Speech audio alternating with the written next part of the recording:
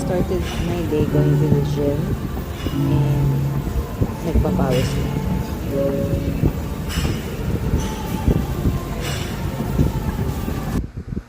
And then here I am taking a pic of somehow progress. And then when I went back home, prepared some snack for me and for ate.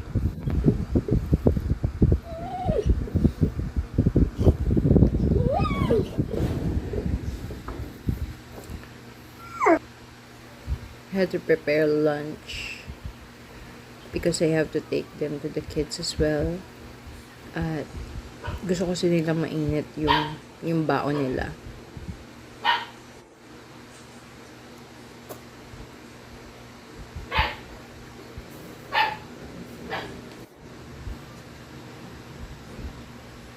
Tada!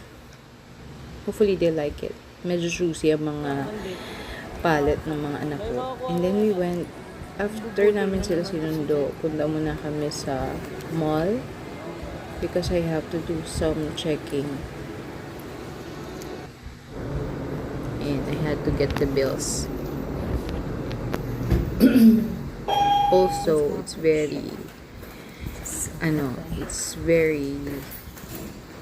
important to check the unit kasi syempre baka mamaya puro alikabok na dun, kaya I need that to check. So after that I went back to the mall, catch up with them at sila snacks ang papili ng kailangan.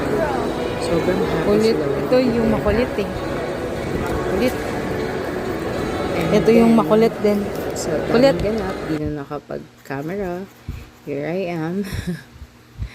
Capping the night off. So guys, always don't forget to brush your teeth before sleeping. So super saludo ako sa mga gumagawa ng a day in my